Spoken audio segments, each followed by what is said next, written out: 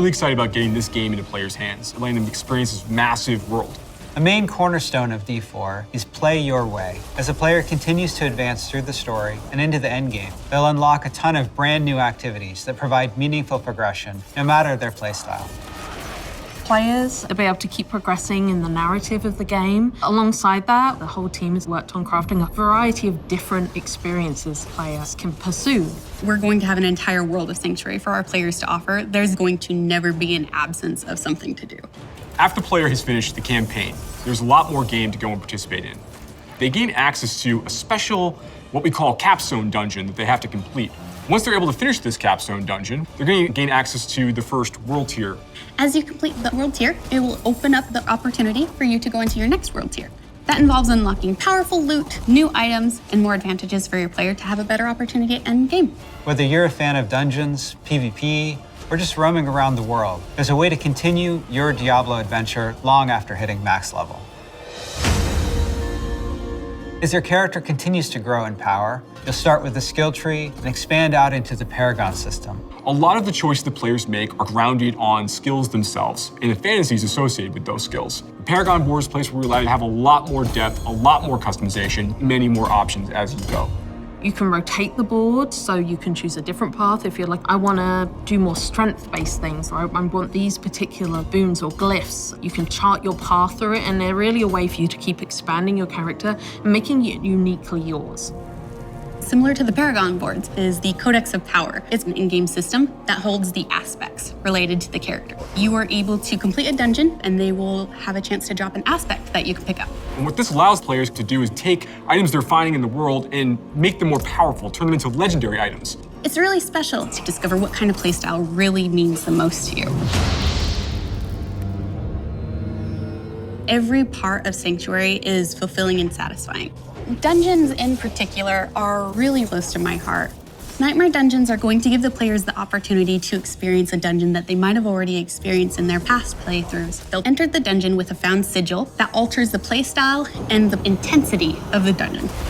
They're more difficult and they have additional objectives, and then they also have affixes, which add a degree of difficulty for you and your group to work through.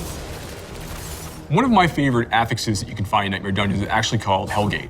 Occasionally, these portals will open up throughout the area that will just pour out different monsters that aren't native to that region for you to also be dealing with while you're trying to handle everything else inside the dungeon. There's over 120 dungeons to play through and find in Diablo 4, and any one of them can become a Nightmare dungeon by finding a Nightmare sigil and then using it to activate the Nightmare version of that dungeon space. Everything's a little darker, everything's more difficult. It's going to add a little bit of a twist of flavor on your particular dungeon. There's some targeted activities in Diablo 4 that suit what you're feeling in the mood for. The Forces of Hell are starting to have more influence in certain parts of Sanctuary in the vast interconnected overworld of the experience. And as the players are going into Helltide areas, they're going to find even more powerful monsters. And by killing them, they'll be able to gain these special shards they can take to go and use to purchase these big rewards that are available at these caches that are found littered throughout Helltide areas. The sky darkens and the rivers run red, meteors fall from the sky, and the monsters get harder. We really want to create new experiences for the players. There's one I really like called Whispers of the Dead, which you get from the Tree of Whispers. The Tree of Whispers is grim and a little gruesome, but it's also something mystically haunting and kind of beautiful. The tree has a little bit of a grudge against our players, and it would like for them to go serve its needs. So you're going to go serve these bounties, gather different rewards, different items, and bring them back to the tree in hopes that it can exchange you something really meaningful. Maybe you're going to go to the Fractured Peaks and take out some werewolves that are rampaging in a town. They're contained activities that you can do alone or in a group. We really wanted to create variety for people to be able to spend time where they wanted to in the world. It's very cool the way it's been put together, and I can't wait for people to see it, to be honest. In Diablo 4, we have a focus on the world of Sanctuary. And there are parts of that world that we call the Fields of Hatred, where Lilith's presence in Sanctuary has begun to seep through and manifest these poisonous areas throughout the world. When players go to these regions, they get to engage in player versus player conflict. These offer opportunities for the player to collect shards. But there is a little bit of a catch. In order to get these shards back to town, you will need to purify them.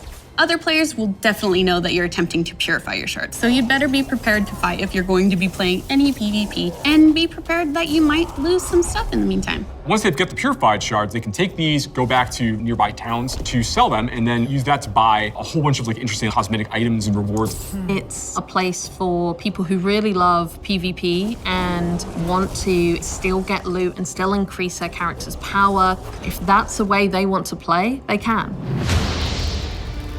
Launch is just the beginning. One of the things we're really focused on is creating a living, breathing set of updates for players to engage with after the game has gone live. It's really just going to be a way to keep coming back and experiencing more Diablo 4 in fresh ways. We're really eager to hear all of your experiences and just enjoy the entire story with you all.